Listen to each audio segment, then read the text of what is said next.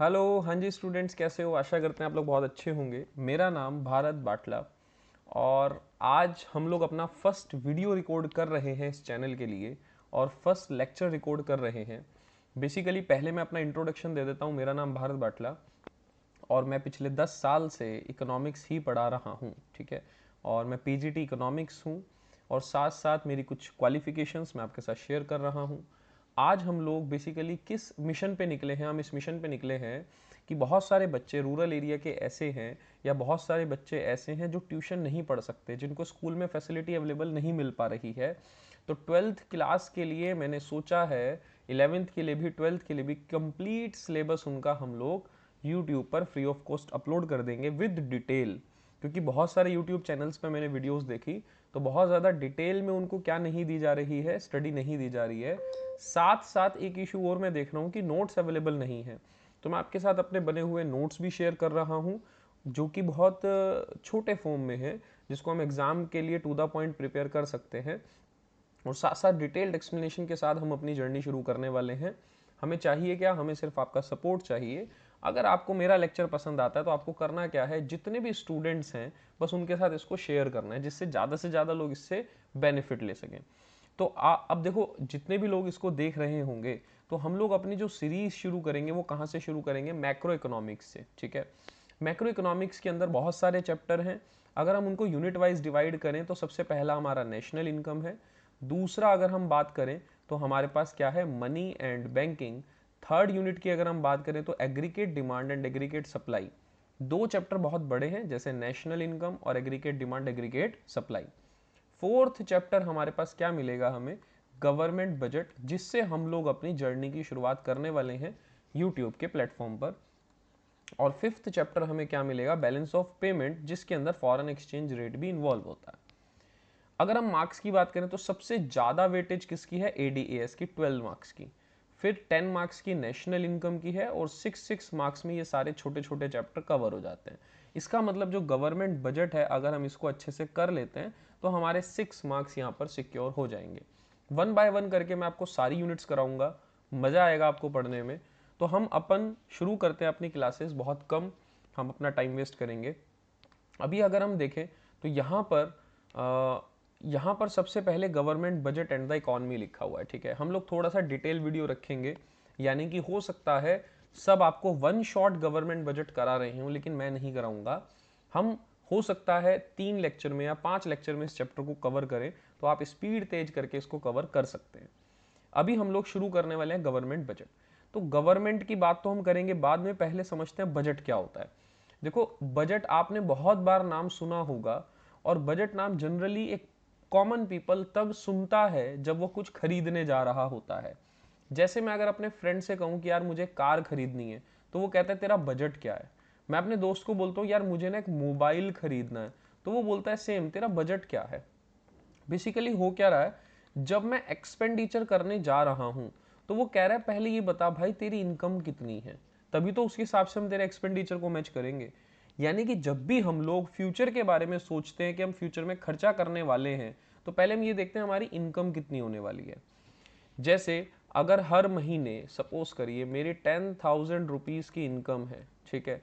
तो अगले आने वाले महीनों में मैं यही सोचूंगा कि यार मेरी, क्योंकि अगले महीने भी 10,000 की इनकम होगी, तो यार मुझे जो खर्चा रखना है ना वो बस 8,000 रुपीज़ तक रखना है और 2,000 रुपीज़ क्या करने हैं? सेव करने हैं। लेकिन क्या हुआ, 2 महीने बाद मेरे भाई की शादी है, ठीक है, मेरे ब्रदर की शादी है। तो अगर मैं 10,000 रुपीज़ कमा रहा हूँ तो मुझे टेंशन क्या दिखाई देगी कि यार अगले महीने जो खर्चा होने वाला है, कपड़े भी लेने हैं, बहुत सारा सामान लेना है, 15,000 होने वाला है। यानी 2 महीने बाद एक्सपेंडिचर ज़्यादा है और 2 महीने बाद इनकम क्या है? कम। तो मैं ये 5,000 रुपये को कहाँ से पूरा करूँगा, इसकी सोच मैं अभी शुरू कर रहा हूँ। यानी फ्यूचर में होने वाले एक्सपेंडिचर के बारे में मैंने सोचा है, फ्यूचर में होने वाली इनकम के बारे में मैंने सोचा है और उसके समाधान ढूंढ रहा हूँ कि यार अब मैं क्या करूँ। अगर फ्यूचर में मेरे खर्चे कम है, इनकम मेरी ज़्यादा है, तो फिर मैं सेविंग मोड पे रह सकता हूँ। खर्चे ज़्यादा हैं, इनकम कम है, तो फिर वो खर्चे कैसे पूरे होंगे, इस बारे में मुझे सोचना पड़ेगा। जो भी फैमिली मिडिल क्लास फैमिली होती है, 90% वो बजट नहीं बनाती, इसलिए वो लोग डेट ट्रैप में फंस जाते हैं, कर्जा हो जाता है, परेशान रहते हैं हर महीने। तो मेरे पर्सनल सजेशन है कि सब लोग बजट बनाएं, लिखा करें कि यार हमारी इनकम कितनी है और हमारे एक्सपेंडिचर कितने हो रहे हैं। तो होप आपको बजट का मीनिंग पहले क्लियर हो गया होगा। तो अब बेसिकली क्या हो रहा है, गवर्नमेंट इतनी बड़ी इकोनॉमी चला रही है ना, कई लाख करोड़ रुपए की हम लोग इकोनॉमी को रन कर रहे हैं, तो गवर्नमेंट कह रही है क्या मेरे लिए ज़रूरी नहीं है कि मैं आने वाले साल के इनकम और एक्सपेंडिचर पहले ही लिख करके रखूँ, तो बहुत ज़रूरी है। तो गवर्नमेंट क्या कर रही है, बेसिकली गवर्नमेंट कुछ नहीं कर रही है। गवर्नमेंट आने वाले, ध्यान रखना, बजट का सीधा सीधा रिलेशन होता है फ्यूचर से। जो हो गया या जो हो रहा है वो बजट नहीं है, फ्यूचर के बारे में सोचना बजट है। तो जब बजट, गवर्नमेंट आने वाले साल के लिए सोचती है कि मेरी कितनी इनकम होगी और कितने खर्चे होंगे, तो ये गवर्नमेंट एक स्टेटमेंट बना लेती है, लिख लेती है, तो उसे हम क्या बोलते हैं, गवर्नमेंट बजट। अब देखो एग्जाम के अंदर तो हमें एक नंबर में गवर्नमेंट बजट की डेफिनेशन ही लिखने के लिए आने वाली है, तो हमने नोट्स में ना सिर्फ इतना सा ही लिखा है, ठीक है। और हम नॉलेज बुक में से कवर कर सकते हैं, और जो मैं बताऊंगा वो नॉलेज आप लोग सुनते रहेंगे। जैसे जो हमारा बजट होता है, ये जो हम बजट पढ़ रहे हैं, ये कौन सा बजट पढ़ रहे हैं, यूनियन बजट है ना। सेंट्रल गवर्नमेंट का हम लोग क्या पढ़ रहे हैं, बजट पढ़ रहे हैं। स्टेट गवर्नमेंट का भी बजट पढ़ रहे हैं, होता है, लेकिन वो हमारे सिलेबस में नहीं है। अब गवर्नमेंट कौन पेश करता है पार्लियामेंट के अंदर, तो फाइनेंस मिनिस्टर। अभी हमारे फाइनेंस मिनिस्टर निर्मला सीतारमन जी हैं, बड़े लंबे समय से काफ़ी ज़्यादा वो बजट पेश कर चुकी हैं, तो ये भी एक बेसिकली नंबर होता है। जैसे अभी पहले हम बात करें तो सबसे ज़्यादा बजट पेश करने वाले वित्त मंत्री हैं मोरारजी देसाई, तो उनके आसपास ही निर्मला सीतारमन जी चल रही हैं। तो फाइनेंस मिनिस्टर क्या करता है, पार्लियामेंट के अंदर एक्सपेंडिचर और इनकम के लिए अपनी वो रखता है, बेसिकली काम खर्चा करेंगे, कहाँ से हमारे पास इनकम आने वाली है। फिर अपोजिशन उस पर बात करता है, एग्जिस्टिंग गवर्नमेंट उस पर बात करती है, तो बजट पे चर्चा चलती है। बेसिकली देखना जरूर चाहिए, बहुत नॉलेज बढ़ती है। तो फाइनेंस मिनिस्टर कब करती हैं, वैसे तो उसकी लगभग डेट फिक्स रहती है, तो फेब्रवरी के शुरुआत में ही कर देती है। मैं आपको बेसिकली डेट पर्टिकुलर बता देता हूँ। अब जैसे हमारे पास अभी चल रहा है 2024 चल रहा है, तो 2024-25 के लिए जो बजट आया होगा वो कब आया होगा, 1 फरवरी 2024 को, ठीक है। तो 1 फरवरी 2024 को 24-25 के लिए हम लोग बजट पेश कर देंगे। फिर अगले साल कब आएगा, तो अगले साल आएगा 1 फैब 2025 को। कब के लिए आएगा, 25-26 के लिए। होप आपको ये छोटी सी बात समझ आ गई होगी। एग्जाम में आने के चांस नहीं है, पर फिर भी नॉलेज के लिए पता होना चाहिए। अब हम एग्जाम में डेफिनेशन क्या बनाएंगे, हम डेफिनेशन बनाएंगे government budget is an annual statement. Annual क्यों कह रहा है, एनुअल भाई इसलिए कह रहा है क्योंकि साल में ना एक ही बार बनता है, वंस इन अ ईयर। रोज में हर महीने बैठ के गवर्नमेंट नहीं बनाती, एक बार बनता है। एनुअल स्टेटमेंट है जो कि शो करता है आइटम ऑफ एस्टिमेटेड रिसीट, यानी गवर्नमेंट की एस्टिमेटेड रिसीट कितनी होगी। गवर्नमेंट ना इसको इनकम नहीं बोलती, कि गवर्नमेंट कमाने के लिए तो बैठी नहीं है। गवर्नमेंट कह रही है हम तो पब्लिक के बिहाफ पे बस पैसा रिसीट उठा रहे हैं, मतलब कि इकट्ठा कर रहे हैं। एंड एस्टिमेटेड एक्सपेंडिचर, यहाँ पे ना ये एस्टिमेटेड वर्ड बहुत इंपॉर्टेंट है, ध्यान रखना, क्योंकि फ्यूचर की बात हो रही है, और फ्यूचर्स के लिए क्या लगाए जा सकते हैं, सिर्फ एस्टिमेट। तो एस्टिमेटेड रिसीट और एस्टिमेटेड एक्सपेंडिचर एक फिस्कल ईयर के लिए, फिस्कल ईयर का मतलब क्या होता है, फाइनेंशियल ईयर, ठीक है। आप लोग अकाउंट के बच्चों, आप सबको पता है 1 अप्रैल से 31 मार्च तक का जो टाइम होता है उसको हम क्या बोलते हैं, फाइनेंशियल ईयर। 1 जनवरी से 31 दिसंबर तक क्या होता है हमारा, कैलेंडर ईयर। तो डेफिनेशन क्या बन रही है, government budget is an annual statement, जो क्या शो करता है, it shows estimated receipt and estimated expenditure during a fiscal year, एक साल के। ऑफ गवर्नमेंट भी आप लगा सकते हो, वैसे हमने शुरू में लिख दिया। तो एक छोटी सी डेफिनेशन बन गई, इसको हाथों हाथ लर्न करके आप लोग नोट्स बना सकते हैं, लिख सकते हैं। अगर आपको नोट्स चाहिए तो मेरा नंबर आपको ऊपर दिख रहा है पीडीएफ में, तो आप लोग मुझे बता सकते हैं, तो हम आपको नोट्स भी क्या करवा सकते हैं, यूट्यूब वालों को कुरियर करा सकते हैं, ठीक है। ये मेरा सेकंड वाला नंबर चल रहा है, किसी को ऑनलाइन कुछ पूछना है तो व्हाट्सअप पे वो मेरे से पूछ सकता है।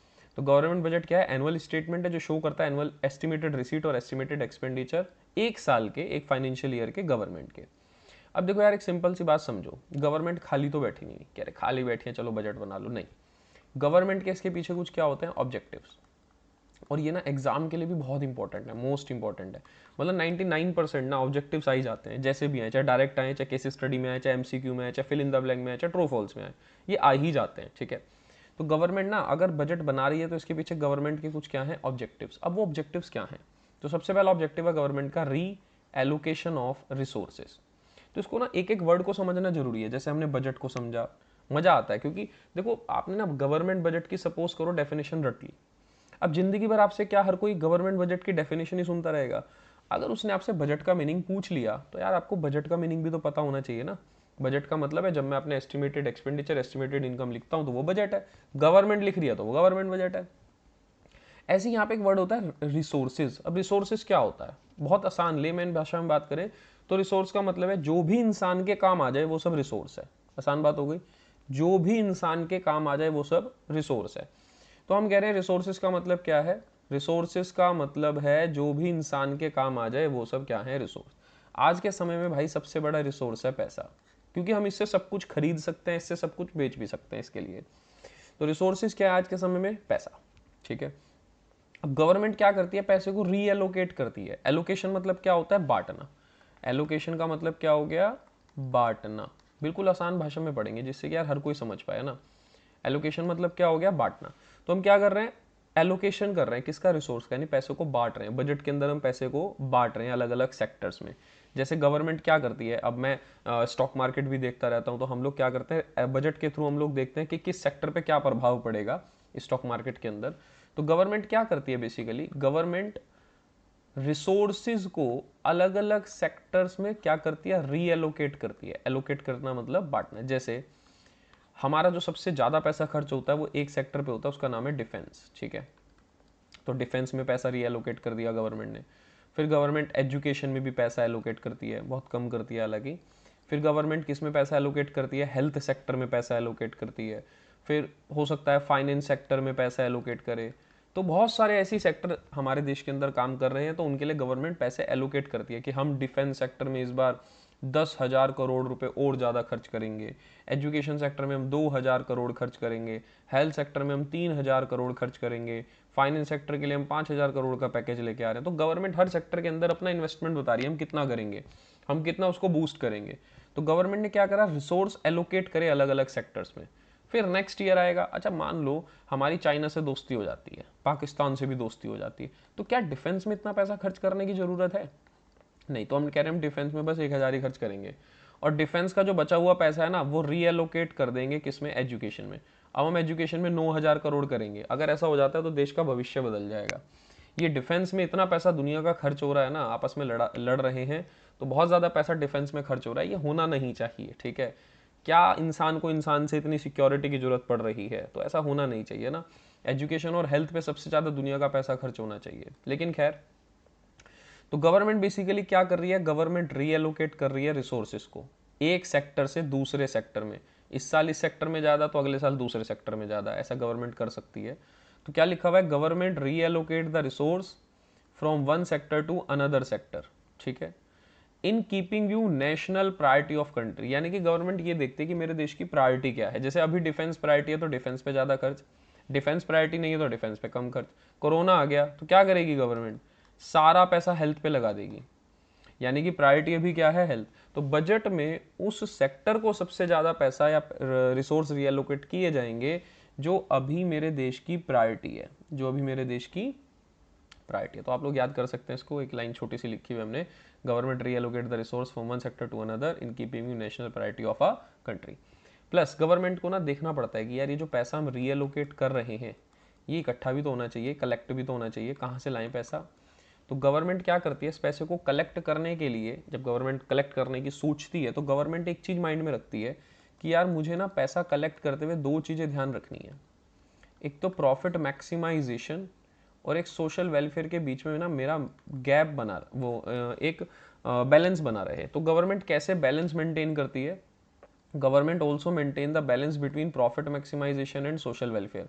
तो इन रिसोर्सेज को बांटना है तो पहले इन रिसोर्सेज को इकट्ठा भी करना पड़ेगा, और इन रिसोर्सेज को इकट्ठा करना है यानी पैसा गवर्नमेंट को इकट्ठा करना है। तो पैसा इकट्ठा करते हुए गवर्नमेंट कहेगी ऐसे पैसा इकट्ठा करना है कि सोशल वेलफेयर भी बना रहे, प्लस हम लोग प्रॉफिट भी कमाते रहें, यानी गवर्नमेंट के पास पैसा आता भी रहे और लोगों का ज़्यादा परेशानी भी ना हो। तो गवर्नमेंट क्या करती है, government discourage the production of harmful consumption like liquor.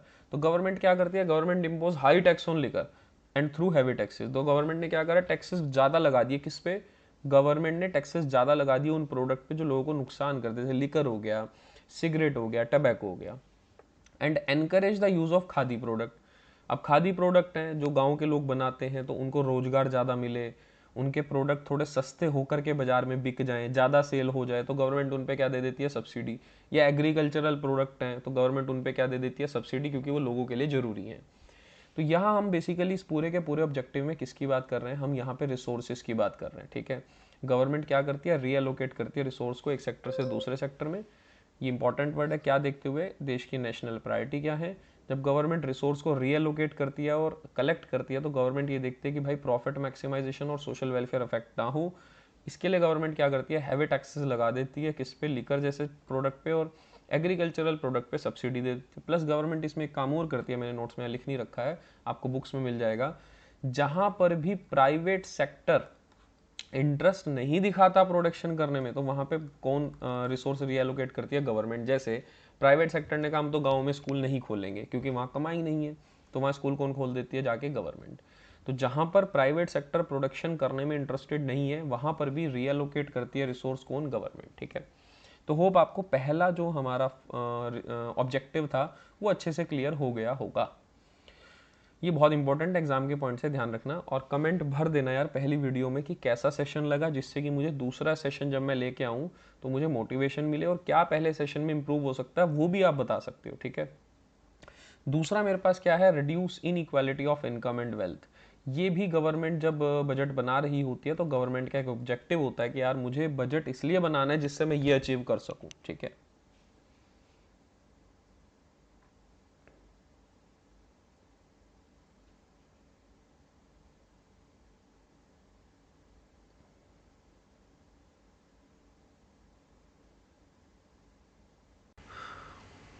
अब government inequality of income and wealth को कम कैसे करती है, इसको समझने की कोशिश करती है। Reduce the inequality of income and wealth, कैसे गवर्नमेंट कम करती है। देखो, इंडिया जैसी कंट्री या पाकिस्तान या डेवलपिंग कंट्रीज में अक्सर देखने को मिलता है कि जो रिच है ना वो बहुत अमीर हो रहा है, उसकी इनकम तेजी से बढ़ रही है, और जो पुअर है उसकी इनकम बहुत कम बढ़ रही है या बढ़ ही नहीं रही है या कम हो रही है।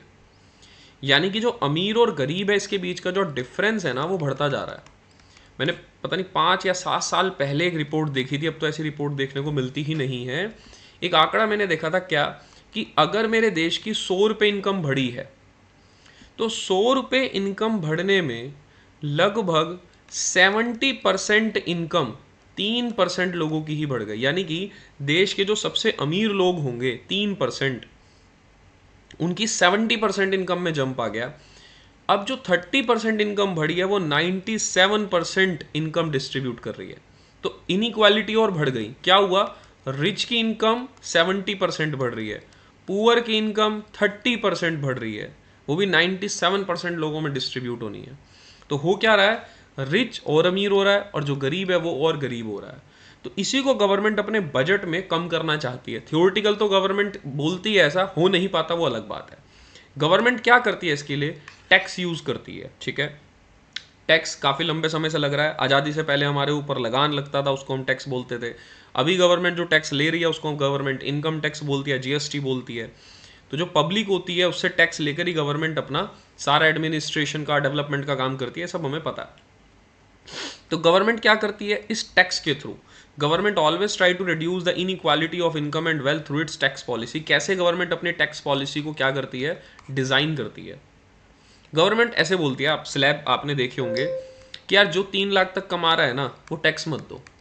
गवर्नमेंट कह रही है 3 लाख रुपए साल तक अगर कोई कमा रहा है मेरी नज़र में वो गरीब है। ये एज अ एक सिर्फ एग्जाम्पल है। 3 लाख से 5 लाख को जो कमा रहा है वो 5% टैक्स दे दो। जो 5 लाख से 10 लाख तक कमा रहा है, सपोज एग्जाम्पल के तौर पे, वो 10% टैक्स दे दो। जो 10 लाख से ज़्यादा कमा रहा है वो 30 या 20% टैक्स दे दो। गवर्नमेंट कर क्या रही है, ज़्यादा कमाने वाले से गवर्नमेंट ज़्यादा टैक्स लगा रही है, और जो 3 लाख से कम कमा रहा है, जो गरीब है, उस पर टैक्स ही नहीं लगा रही है। तो इससे होगा क्या, ज़्यादा टैक्स जब रिच पे लगेगा तो उसकी इनकम क्या हो जाएगी, कम। इनकम क्या हो जाएगी उसकी, कम। पुअर को हमने टैक्स नहीं लिया पुअर से, और पुअर को उल्टा सब्सिडी दे दी, तो पुअर से ना तो टैक्स लिया और पुअर को सब्सिडी दे दी, तो पुअर की इनकम बढ़ जाएगी, दोनों के बीच में बैलेंस मेंटेन हो जाएगा। तो यहाँ पे क्या लिखा हुआ है, government imposes more tax on richer section. Government ने जो इनकम ज़्यादा कमा रहे हैं रिचर सेक्शन, उन पर टैक्स बढ़ा दिया, and provide subsidy to poor section. तो इससे होगा क्या, it will reduce the income of richer section. इससे रिचर सेक्शन की इनकम क्या हो जाएगी, कम, and raise the standard of living of poor, और इससे पुअर का स्टैंडर्ड ऑफ लिविंग बढ़ जाएगा, दस reducing the inequality in distribution of income. तो इससे क्या होगा, रिड्यूस होगी इनइक्वालिटी किसके बीच में, डिस्ट्रीब्यूशन ऑफ इनकम में। तो देश तरक्की तो बहुत कर रहा है, इनकम तो बहुत बढ़ रही है, लेकिन सबसे बड़ी दिक्कत क्या फेस कर रहे हैं हम लोग, कि गरीब की इनकम नहीं बढ़ रही है, अमीर और अमीर होता जा रहा है और गरीब होता जा रहा है। तो यहाँ पर हमने दो ऑब्जेक्टिव गवर्नमेंट के पढ़े। पहला गवर्नमेंट ऑब्जेक्टिव हमारे पास क्या था? पहला गवर्नमेंट ऑब्जेक्टिव था री एलोकेशन ऑफ रिसोर्सेज, गवर्नमेंट री एलोकेट करती है रिसोर्स को। दूसरा हमने पढ़ा गवर्नमेंट पुअर और रिच के बीच में इनकम को बैलेंस करने की कोशिश करती है। तीसरा ऑब्जेक्टिव मेरे हिसाब से बहुत इंपॉर्टेंट है, हालांकि पेपर में इतना ज़्यादा नहीं आया पर फिर भी बहुत इंपॉर्टेंट है। रीज़न क्या है इसके इंपॉर्टेंट होने का? इसमें हमें लोगों को दो चीज़ों की जानकारी मिलती है। पहली चीज़ क्या है? इन्फ्लेशन। ठीक है, ये बहुत ज़्यादा इंपॉर्टेंट है इकोनॉमिक्स पढ़ने वाले पर्सन के लिए। और दूसरा क्या है हमारे पास? डिफ्लेशन। तो इन्फ्लेशन होता क्यों है इस पर चर्चा करेंगे, डिफ्लेशन होता क्यों है इस पर चर्चा करेंगे, प्लस हम इस पर चर्चा करेंगे कि बजट इस इन्फ्लेशन को या इस डिफ्लेशन को कैसे कंट्रोल करती है बजट के थ्रू। तो इसको समझने की कोशिश करते हैं, ठीक है, कि गवर्नमेंट कैसे इन्फ्लेशन डिफ्लेशन को बजट के थ्रू ठीक कर रही है। तो हमें क्या समझना पड़ेगा? पहले हमें इन्फ्लेशन की ना बैक स्टोरी को समझना पड़ेगा। इन्फ्लेशन होता क्या है? देखो, आसान भाषा में इन्फ्लेशन को हम बोलेंगे प्राइस का बढ़ना। बहुत डीपली नहीं पढ़ रहे, आसान भाषा में। आसान भाषा में इन्फ्लेशन का मतलब प्राइस का बढ़ना। अब प्राइस बढ़े क्यों है, हमें इसकी बैक स्टोरी में जाना है। देखो, प्राइस के बढ़ने का रीज़न क्या होता है? जैसे मान लो मैं एक बाइक लेके आया 1 लाख रुपए की, ठीक है, अभी मैं एक बाइक लेके आया 1 लाख रुपए की, 6 महीने बाद वही बाइक 1,20,000 की हो गई। मैं कह रहा हूँ ऐसा क्यों हुआ? वो ऐसा इसलिए हुआ है क्योंकि जो सेलर है ना, उसको दिख रहा है कि यार सब ना बाइक खरीदना चाहते हैं और ज़्यादा प्राइस भी देने के लिए रेडी हैं। तो वो क्या कह रहा है, ठीक है यार, जब लोग ज़्यादा प्राइस देने के लिए रेडी है तो मैं ज़्यादा में बेचूंगा, तो प्राइस बढ़ गए। ये प्राइस क्यों बढ़े? क्योंकि लोग डिमांड ज़्यादा कर रहे हैं। सेलर को दिख रहा है कि यार मैं अगर रेट बढ़ा भी दूँ ना तो वो सामने वाला खरीदने के लिए तैयार बैठा है। तो प्राइस क्यों बढ़े? क्योंकि लोगों ने डिमांड ज़्यादा करी। इसको बोलते हैं एग्रीगेट डिमांड। अच्छा, लोग क्यों ज़्यादा खरीद रहे हैं? क्योंकि लोगों के पास ना मनी सप्लाई ज़्यादा है, लोगों के जेबों में ना बहुत पैसा रखा हुआ है।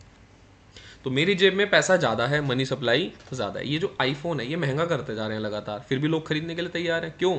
वो प्राइस बढ़ा रहे हैं, लोग फिर भी खरीद रहे हैं, फिर भी डिमांड बढ़ा रहे हैं। क्यों? क्योंकि मनी सप्लाई अब बढ़ चुकी है, लोगों की इनकम बढ़ चुकी है देश के अंदर। तो मनी सप्लाई ज़्यादा है, डिमांड ज़्यादा है, डिमांड ज़्यादा है, तो डिमांड ज़्यादा होने से क्या बढ़ जाते हैं? प्राइस। तो हम इन शॉर्ट इसको कैसे लिख सकते हैं? हम इसको ऐसे लिख सकते हैं कि इकोनॉमी के अंदर अगर लोगों के पास मनी सप्लाई ज़्यादा होगी तो वो डिमांड भी क्या करेंगे? ज़्यादा करेंगे। और अगर डिमांड ज़्यादा करेंगे तो क्या बढ़ेंगे? प्राइस। और प्राइस के बढ़ने को हम लोग क्या बोलते हैं? इन्फ्लेशन। अब आपको पूरी पिक्चर पता चल गई, ठीक है सर। अब हम बजट के थ्रू इसको कैसे सॉल्व करेंगे, तो ध्यान से सुनो। देखो, बजट भी ना दो तरह का होता है। कौन कौन से बजट होते हैं? एक को हम बोलते हैं सरप्लस बजट, इसमें थोड़ा सा टाइम लगेगा। दूसरा होता है डेफिसिट बजट, ठीक है। सरप्लस बजट में क्या होता है? गवर्नमेंट जब बजट ला रही होती है तो गवर्नमेंट उसमें अपनी इनकम ज़्यादा रखती है और एक्सपेंडिचर कम। डेफिसिट बजट में गवर्नमेंट अपने खर्चे ज़्यादा रखती है और इनकम कम रखती है। जैसे मान लो मुझे बजट बनाना है तो अगले महीने में घर का बजट कैसे बना रहा हूँ कि मैं 10,000 खर्च करूँगा अगले महीने, भले ही मेरी इनकम 5,000 है, तो ये डेफिसिट बजट हो गया। इसका उल्टा अगर मैं बोलूँ कि अगले महीने मैं 10,000 कमा रहा हूँ तो मैं खर्च 2,000 ही करूँगा, तो एक ऐसा बजट हो गया सरप्लस, 8,000 मैंने बचा लिए। तो गवर्नमेंट दो तरह का बजट यूज़ करती है, सरप्लस और डेफिसिट। अब इनका हम लोग यूज़ करेंगे इन्फ्लेशन को कंट्रोल करने में। कैसे? सुनो ध्यान से। जब भी इन्फ्लेशन का टाइम होगा ना तो गवर्नमेंट उस टाइम पे सरप्लस बजट ले आएगी। क्यों लेके आएगी सरप्लस बजट? जहाँ पर गवर्नमेंट की इनकम ज़्यादा होगी और एक्सपेंडिचर क्या होंगे? कम होंगे। होगा क्या?